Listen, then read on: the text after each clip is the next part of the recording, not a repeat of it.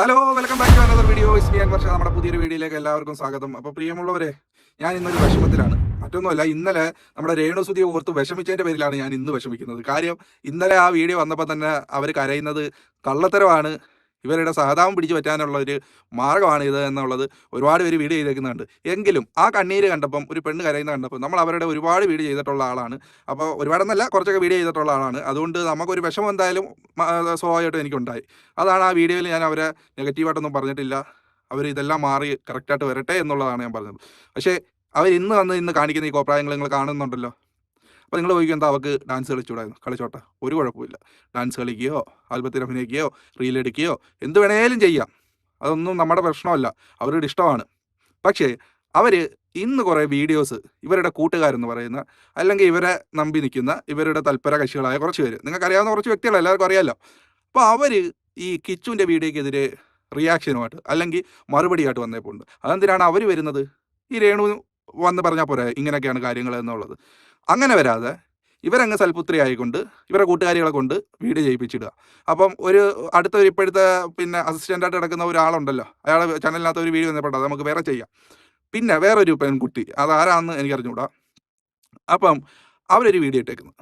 അതിനകത്ത് ഈ രേണു സുധിക്ക് കൊടുത്ത, അല്ല, ഈ കിച്ചുവിന് കൊടുത്ത കാശ്, ഗൂഗിൾ പേ ചെയ്ത് കൊടുത്ത പൈസയുടെ സ്ക്രീൻഷോട്ടൊക്കെ കൊണ്ടുവന്ന് വെച്ചുകൊണ്ട് ഒരു വീഡിയോ.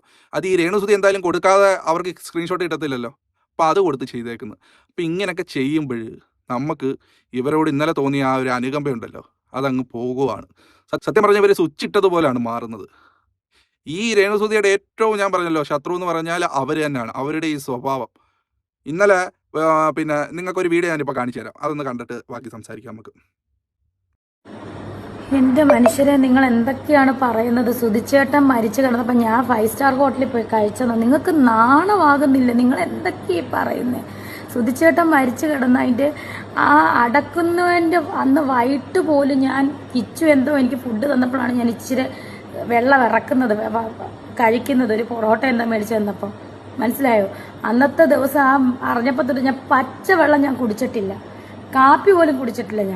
ഞാൻ ഇനി സൂചിച്ചേട്ടൻ്റെ ഡെഡ് ബോഡി കൊണ്ടുവരാൻ പോയിട്ടില്ലല്ലോ. ഫ്ലവേഴ്സിലും 24-ലും ഒന്നും ഞാൻ പോയിട്ടില്ല. ഞാൻ കാണുന്ന ചേട്ടൻ മരിച്ചിട്ട് പിറ്റേ ദിവസം ഡെഡ് ബോഡി അവർ കൊണ്ടുവന്ന് 8:30 നമ്മുടെ പൊങ്ങന്താനം വീട്ടിൽ കൊണ്ടുവന്നപ്പോഴാണ് ഞാൻ കാണുന്നത്. നിങ്ങൾ അറിയാത്ത കാര്യം സംസാരിക്കരുതേ. ഞാൻ അവിടെ തളർന്ന് കിടക്കുമായിരുന്നു. ഞാൻ പോയിട്ടില്ല സൂചിച്ചേട്ടനെ ഡെഡ് ബോഡി കൊണ്ടുവരാൻ. നിങ്ങൾ ആരോട് വേണമെന്ന് ചോദിച്ചു? നിങ്ങൾ എന്തിനാണ് ഈ കള്ളത്തരം പറയുന്നത്? നിങ്ങൾക്ക് നാണമാകുന്നില്ല ഇങ്ങനെ കള്ളത്തരം പറയാൻ? ഞാൻ പോയില്ല. ചേട്ടൻ മരിച്ചപ്പോൾ ചേട്ടൻ്റെ ഡെഡ് ബോഡി കൊണ്ടുവരാൻ ഞാൻ പോയില്ല. പിന്നെ ഞാൻ എങ്ങനെയാണ് 5 സ്റ്റാർ കടയിൽ നിന്ന് പോയി ഫുഡ് കഴിക്കുന്നത്? നിങ്ങൾ എന്തൊക്കെയാണ് പറയുന്നത്? നിങ്ങൾക്ക് എന്താണെങ്കിലും കാര്യം പറഞ്ഞിട്ട്, സത്യം പറഞ്ഞിട്ട് വേണം നിങ്ങൾ സംസാരിക്കാൻ. അപ്പോൾ ഈ പറയുന്ന കിച്ചു എവിടെയും പറഞ്ഞിട്ടില്ല ഞാൻ പോയ യാത്രയിൽ, അല്ലെ അച്ഛൻ്റെ ബോഡി ഏറ്റി വാങ്ങാൻ പോയപ്പം രേണു കൂടെ ഉണ്ടായിരുന്നുവെന്ന് അവൻ എവിടെയും പറഞ്ഞതായിട്ട് ഞാൻ കണ്ടില്ല. അപ്പം അങ്ങനെ ആരെങ്കിലും തെറ്റിദ്ധരിച്ച് പറയുന്നുണ്ടെങ്കിൽ അത് തെറ്റുകാരനെയാണ്. പക്ഷേ ഇന്ന് ഈ രേണുവിനെ സപ്പോർട്ട് ചെയ്തുകൊണ്ട് വന്ന വീഡിയോയ്ക്കകത്ത് കുറച്ച് പേര് പറയുന്നുണ്ടായിരുന്നു, രേണു പോയെന്ന് പറയുന്നത് കളവാണ്, രേണു പോയിട്ടില്ല, രേണുവിൻ്റെ ചേച്ചിയുടെ ഹസ്ബൻഡാണ് പോയതെന്നുള്ളത്. അപ്പം നിങ്ങൾക്ക് മനസ്സിലാകുമല്ലോ, രേണു പോയിട്ടില്ല, അത് ഓക്കെ. പക്ഷേ രേണുവിൻ്റെ ചേച്ചിയുടെ ഭർത്താവ് പോയിട്ടുണ്ടായിരുന്നു.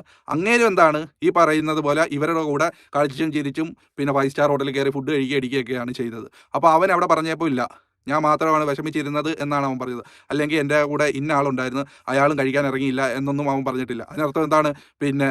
അവനൊഴിച്ച് ബാക്കി എല്ലാവരും ഒരു ഹാപ്പി മൈൻഡിലായിരുന്നു. പോകുന്ന വഴിക്ക് കളിച്ചും ചിരിച്ചുമൊക്കെ പോവുക, 5 സ്റ്റാർ ഹോട്ടലിൽ കയറി ഫുഡൊക്കെ കഴിക്കുക, ലാഘവത്തോടെ പോവുക. ഇവർക്ക് അതിനകത്തൊരു ചുക്കുമില്ല ഈ സംഭവിച്ചതിനകത്ത്. അപ്പോൾ അതാണ് നമുക്ക് മനസ്സിലാകുന്നത്. പിന്നെ ഇതിനകത്ത് ഏറ്റവും വലിയൊരു പ്രശ്നം എന്ന് പറഞ്ഞു കഴിഞ്ഞാൽ ഇവരുടെ തനി കുണമുണ്ടല്ലോ, അത് അവർ തുറന്നു കാണിക്കും. ഇപ്പം ഫിറോസിനെതിരെ ഒരു വാക്ക് അതുകൂടെ വന്നപ്പോൾ ഉണ്ട്. ഈ ഫിറോസിനെതിരെ നിങ്ങൾ പറയുമ്പോൾ നിങ്ങളൊരു കാര്യം ശ്രദ്ധിക്കണം. ഈ ഫിറോസ് മാത്രമല്ല നിങ്ങളുടെ കണ്ണീര് കള്ളത്തരമാണെന്ന് പറഞ്ഞേക്കുന്നത്. എന്തായാലും ആ വീഡിയോ ഒന്ന് കാണാം, എന്നിട്ട് നമുക്ക് പറയാം. അടുത്തത് ഫിറോസ് KHDC ഇറങ്ങിയിട്ടുണ്ട് പുതിയ പോസ്റ്റുമായിട്ട്.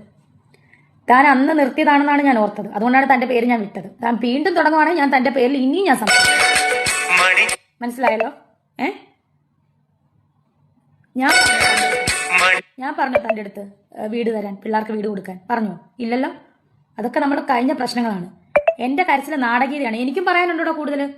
എനിക്കും ഉണ്ട് പറയാൻ ഇനിയും. മനസ്സിലായോ? എനിക്കും ഉണ്ട് പറയാം. തന്നെ പറഞ്ഞാൽ എന്റെ കരച്ചിൽ നാടകീയതയാണെന്നല്ലേ? കൊള്ളാം. എന്റെ കാര്യത്തിൽ നാടകീയതയാണെന്ന് താൻ പറഞ്ഞല്ലോ. ഇനി എന്റെ പേരിൽ ഇനി എന്തെങ്കിലും പോസ്റ്റ് ഇട്ടാ എനിക്കറിയാം ബാക്കി എന്തൊക്കെയാണ് പറയേണ്ടതെന്ന്. തന്നോട് മാത്രമുള്ള വാണിംഗ് ആണിത്, ഫിറോസ് KHDCയോട്. തന്നോട് ഒന്നിനും ഞാൻ വരുന്നില്ല. താൻ എന്റെ പേരിലും ഇനി സംസാരിക്കണ്ട, കേട്ടല്ലോ. ഡബിൾ മീനിങ് സംസാരം, ഇതാണ് ഇവരുടെ സ്വഭാവം. പള്ളിയിൽ അച്ഛനെതിരെ പറഞ്ഞാലും ഫിറോസിനെതിരെ പറഞ്ഞാലും ഇവർക്ക് ഈ ഡബിൾ മീനിങ് വർത്തമാനം എന്ന് പറയുന്നത് ഇവരുടെ കൂടെപ്പറപ്പാണ്. ഓന്ത് നിറം മാറുന്നു അല്ലെങ്കിൽ മാറും. പണ്ട് നിങ്ങൾക്ക് ഈ സോഷ്യൽ മീഡിയയോ അല്ലെങ്കിൽ ഇങ്ങനെയൊക്കെ വളരുന്നതിന് മുമ്പ് നിങ്ങൾക്ക് വീട് ആവശ്യമായിരുന്നു എന്ന് ചോദിച്ചാൽ ആവശ്യമായിരുന്നു. അല്ലെങ്കിൽ എന്തുകൊണ്ടാന്ന് പറഞ്ഞുകൂടായിരുന്നു ഞങ്ങൾക്ക് വീട് വേണ്ടാന്നുള്ളത്. നിങ്ങളെ അങ്ങോട്ട് വന്ന് വെറുതെ വീട് വെച്ചിട്ട് അങ്ങ് താമസിപ്പിക്കുമല്ലോ. നിങ്ങളോടൊന്ന് അനുവാദം ചോദിച്ചിട്ടല്ലേ അവർ വീട് വെച്ചത്. അന്ന് നിങ്ങൾ പറഞ്ഞില്ലല്ലോ വീട് വേണ്ടാന്നുള്ളത്. എങ്കിൽ നിങ്ങൾ അങ്ങനെ പറയണമായിരുന്നു. എന്തായാലും അവർ എല്ലാവരും നൽകിയ ദാനം മേടിക്കുകയും ഇന്ന് കാണുന്ന ഈ ഒരു ലൈഫിലോട്ട് എത്തിയപ്പോഴത്തേക്ക് നിങ്ങൾക്ക് അവരെല്ലാവരെയും അങ്ങ് പുച്ഛമാവുകയും ചെയ്തു. നിങ്ങൾ ഈ ഫിറോസിനെതിരെ മാത്രം ഇത്ര ശക്തമായിട്ട് പറയുന്നുണ്ടല്ലോ, ഈ ഡബിൾ മീനിങ് വെച്ചുകൊണ്ട്. ഈ ഒരു നിങ്ങളുടെ സംസാരം കേൾക്കുമ്പോൾ ഈ ഫിറോസ് നിങ്ങളോട് അരുതാത്ത തരത്തിൽ എന്തോ പെരുമാറി എന്നുള്ള രീതിയിൽ എന്തായാലും എനിക്ക് അങ്ങനെ തോന്നുന്നുണ്ട്. അതുപോലെ പലർക്കും തോന്നുന്നുണ്ടായിരിക്കും. അപ്പോൾ ഞാൻ പറയുന്നത്, ഇപ്പോൾ ഈ ഫിറോസ് മാത്രമല്ല നിങ്ങളുടെ കണ്ണീര് മുതലക്കണ്ണീരാണ് എന്ന് പറഞ്ഞേക്കുന്നത്. നിങ്ങൾ ഈ യൂട്യൂബിൽ റിയാക്ഷൻ ചെയ്യുന്നവരുടെ വീഡിയോസ് ഒന്ന് എടുത്ത് നോക്കിയേ, അല്ലെങ്കിൽ യൂട്യൂബിൽ വരുന്ന വീഡിയോസ് ഒന്ന് എടുത്ത് നോക്കിയേ.